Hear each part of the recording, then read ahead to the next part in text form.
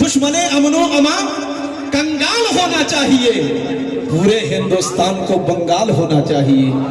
دشمن امن و امان، جو حال ہے یہاں کا وہی حال دیکھ کر ہر شخص کو یہاں خوشحال دیکھ کر کولکاتہ کی مٹی میں ہے پیار کی خوشبو، ارے دل خوش ہو گیا ہے میرا بنگال دیکھ کر۔ کولکاتہ کی مٹی میں ہے پیار کی خوشبو۔ اب موسم حسین رکھتے ہیں، خیال و فکر کا موسم حسین رکھتے ہیں، ملے گی وادی جنت یقین رکھتے ہیں، اور دل کے ہر ایک شیر پر پیسہ نکلنے لگتا ہے، ارے یہ اے ٹی ایم سے اچھی مشین رکھتے ہیں۔ دل کے ہر ایک شیر پر پیسہ نکلنے لگتا ہے۔ ماشاءاللہ بہت اچھے انداز میں آپ سماعت کر رہے ہیں دوستو کہ حال کیسا ہے، مزاج کیسا ہے، کل تو کل تھا بتاؤ آج کیسا ہے۔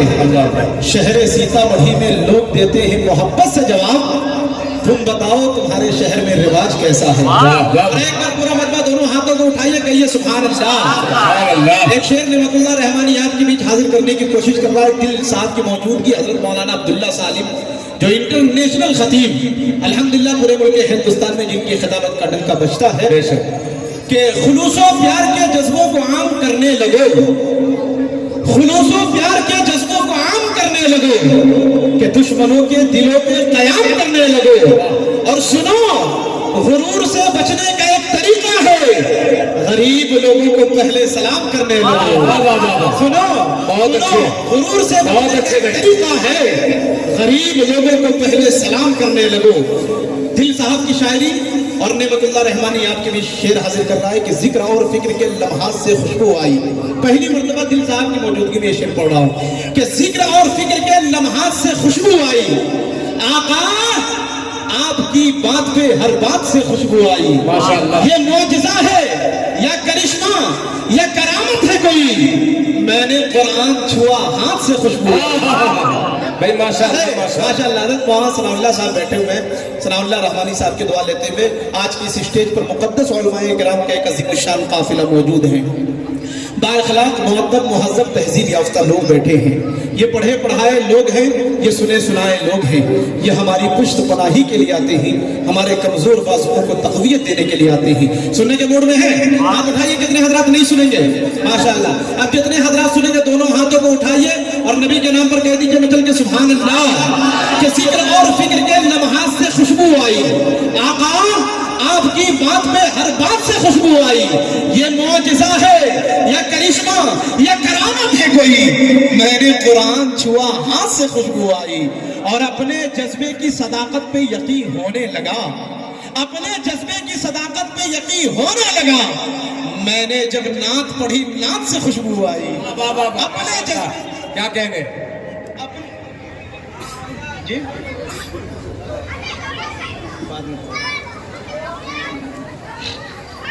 اپنے جذبے کی صداقت پہ یقین ہونے لگا، میں نے جب نعت پڑھی نعت سے خوشبو آئی، کہ دشمن امن و امان کنگال ہونا چاہیے۔ دیکھیں حافظ تقدیر صاحب کی محبتیں مل رہی ہیں، دشمن امن و امان کنگال ہونا چاہیے، پورے ہندوستان کو بنگال ہونا چاہیے۔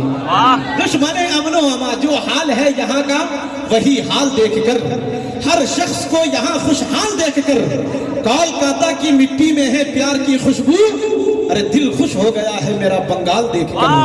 کولکاتہ کی مٹی میں ہے پیار کی خوشبو۔ اب آئیے دوستوں، کچھ لوگ اپنی پہچان آپ ہوا کرتے ہیں، ان کا تعارف ان کا کلام ہوتا ہے، ان کی تعریف ان کی تقریر ہوتی ہے، ان کی صلاحیت کا اندازہ ان کے گفتگو ہی سے ہو جاتا ہے۔ اس لیے حضرت شیخ سعدی علیہ الرحمہ فرماتے ہیں تا مرد سخن نگفتہ باشد عیب و ہنرش نہفتہ باشد، کہ جب تک آدمی بات نہیں کرتا ہے تو اس کا ہر عیب و ہنر پوشیدہ رہتا ہے۔ ایک ایسے ہی خطیب ہماری اس اسٹیج پر موجود ہے، ہماری اس فہرست میں موجود ہیں، جنہیں دنیا عالمی شہرت یافتہ خطیب محبوب العلماء خطیب العصر جناب حضرت مولانا عبداللہ سالم صاحب قمر چترویدی ارریاوی سے معتبانہ درخواست کرتے ہیں ان مصروں کے ساتھ ان کا استقبال کہ ہم مسلمان ہیں، حق بات سنا دیتے ہیں، ہم مسلمان ہیں، حق بات سنا دیتے ہیں، ملک و ملت کے جوانوں کو صدا دیتے ہیں، ہم کو آتی نہیں اس ملک میں دہشت گردی، ہم تو وحشی کو بھی انسان بنا دیتے ہیں، اور ہم لوگ کلمہ توحید پہ ایمان رکھ کر کافروں کو بھی مسلمان بنا دیتے ہیں۔ مجھے یقین ہے سارا سماج بدلے گا، طریقہ بدلے گا، رسم و رواج بدلے گا۔ اسی طرح کا اگر ہو خطاب جلسوں میں تو نوجوانوں کا ایک دن مزاج بدلے گا۔ اسی طرح کا اگر ہو خطاب جلسوں میں، حضرت مولانا عبداللہ سالم قمر چترویدی صاحب کا بیان اور نعمت اللہ رحمانی ایک شعر آپ کے بیچ حاضر کرتا ہے کہ وہ میری روح کی تسکین کا سامان بن جائے۔ اس شعر کے اندر پورے بیان کا نچوڑ کہ وہ میری روح کی تسکین کا سامان بن جائے، اسے حق ہے وہ آئے اور مہمان بن جائے۔ کہیے ایک دو لوگ سبحان اللہ۔ وہ میری روح کی تسکین کا سامان بن جائے، اسے حق ہے وہ آئے اور مہمان بن جائے۔ محبت ہے اگر اولاد سے تو مدرسہ بھیجو، کرو کوشش کہ بچہ حافظ قرآن بن جائے۔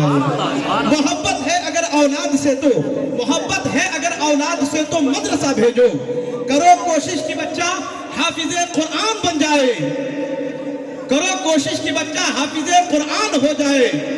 اور ایک شعر آپ کی سماعتوں کے دہلیز پر کہ خدا ایک بار بس ایک بار بلوائے مدینے میں، کہیے آمین۔ ہاں حج کرنا چاہتے ہیں سب لوگ نا، تمام لوگوں کو اللہ پاک مدینے پاک کی زیارت نصیب فرمائے۔ خدا ایک بار بس ایک بار بلوائے مدینے میں، پھر اس کے بعد چاہے دم نکل جائے مدینے میں، اور زمانے میں کہیں آئے تو اس سے ڈر بھی لگتا ہے، فرشتہ موت کا آئے تو آ جائے مدینے میں۔ زمانے میں کہیں آئے، زمانے میں کہیں آئے تو اس سے ڈر بھی لگتا ہے۔ دوستو ایک طالب علم اپنے استاد سے کہنے لگا، استاد جی آج تک میں نے لوگوں کو اردو میں بات کرتے ہوئے دیکھا، انگلش میں بات کرتے ہوئے دیکھا، ہندی میں بات کرتے ہوئے دیکھا، آج تک میں نے کسی کو حساب میں بات کرتے ہوئے نہیں دیکھا۔ میری خواہش ہے کہ لوگ مجھ سے حساب میں بات کریں۔